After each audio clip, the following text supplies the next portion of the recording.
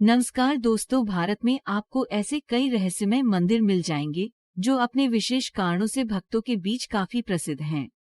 इन मंदिरों के रहस्यों से अब तक विज्ञान भी पर्दा नहीं उठा पाया है। हर साल बड़ी मात्रा में श्रद्धालु इन मंदिरों में अपने भगवान की पूजा करने के लिए जाते हैं।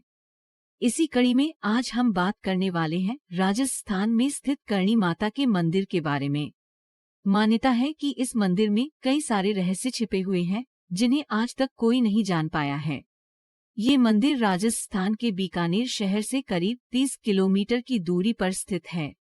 आपको जानकर आश्चर्य होगा कि इस मंदिर में करीब 25,000 से भी ज्यादा चूहे मौजूद हैं। आखिर इस मंदिर में इतने सारे चूहे क्यों हैं, ये आज तक एक पहेली का विषय बना हुआ है। आइए जानते हैं इस मंदिर के बारे में। इस मंदिर का निर्माण बीकानेर रियासत के महाराजा गंगा सिंह ने करवाया था। कहा जाता है कि माता करणी माँ दुर्गा की साक्षात अवतार हैं। 1387 ईस्वी में माता करणी का जन्म ऋघुबाई के नाम से एक शाही परिवार में हुआ था। विवाह के बाद उनका सांसारिक मोह माया से लगाव टूट गया और वे एक तपस्वी का जीवन जीने लगीं। उस दौरान आसपास के गांवों में उनकी धार्मिक और चमत्कारी शक्तियों की ख्याति काफी फैल रही थी। इस कारण दूर दूर से कई लोग माता के दर्शन के लिए आने लगे। इतिहासकारों के अनुसार राजस्थान में स्थित करणी माता करीब 151 सालों तक जीवित रही। ऐसा माना जाता है कि आज जहां पर करणी माता की प्रसिद्ध मंदिर है, पहले वहां पर एक गुफा में माता करणी अपने इष्ट देवी की आराधना करती थी। आज वह गुफा करणी माता मंदिर के परिसर में ही स्थित है। करीब 151 सालों तक जीवित रहने के बाद 1838 ईस्वी में माता करणी ने देह त्याग दी और ज्योतिर्लीन हो गई। इसके बाद करणी माता की मूर्ति को उसी गुफा में स्थापित कर दिया गया जहां पर वह तपस्या करती थी। बाद में बीकानेर के महाराज गंगा सिंह ने माता करणी के मंदिर का निर्माण करवाया और आज के समय में उसी मंदिर में हजारों भक्तों और श्रद्धालुओं की भीड़ लगी रहती है। चूहों की ज्यादा से ज्यादा संख्या होने की वजह से इस मंदिर को मूषक मंदिर या चूहों का मंदिर के नाम से भी जाना जाता है। माता करणी को माता आदि जगदम्बा का ही साक्षात स्वरूप माना जाता है। माता करणी के मंदिर में हजारों चूहे रहते हैं और इससे जुड़ी हुई दो पौराणिक कथा भी प्रचलित है। इससे जुड़ी हुई पहली कथा के अनुसार एक बार माता करणी का सौतेला पुत्र लक्ष्मण, जो कि माता करणी के पति किपोजी चारण और उनकी ही छोटी बहन गुलाब का पुत्र था। एक बार जब लक्ष्मण एक सरोवर से जल ग्रहण करने की कोशिश कर रहा था, तब उसी दौरान वह सरोवर में गिर गया और डूब गया, जिससे कि उसके प्राण चले गए। जब ये बात माता करणी को पता चली तो उन्होंने मृत्यु के देवता यमराज जी की कठोर तपस्या की और अपने सौतेले पुत्र लक्ष्मण को जीवित करने के लिए प्रार्थना करने लगी। माता करणी की कठोर आराधना से प्रसन्न होकर यमराज जी ने लक्ष्मण को फिर से चूहे के रूप जीवित होने का वरदान दिया। इसलिए करणी माता के मंदिर में चूहों को माता के बेटों के रूप में माना जाता है। इसके अलावा एक अन्य लोककथा के अनुसार एक बार 20,000 सैनिक बीकानेर के पास ही स्थित देशनोक पर हमला करने के उद्देश्य से आए, जिसके बाद देशनोक की सुरक्षा के लिए स्वयं माता करणी ने अपनी चमत्कारी शक्ति और प्रताप से सारे सैनिकों को चूहा बना दिया और उन्हें अपने ही सेवा में रख लिया। ऐसा माना जाता है कि तब से ये चूहे वंशज के रूप में करणी माता की सेवा कर रहे हैं। करणी माता के मंदिर में करीब 25,000 से भी अधिक चूहे मौजूद हैं। कहा जाता है कि ये चूहे माता करणी के वंशज हैं।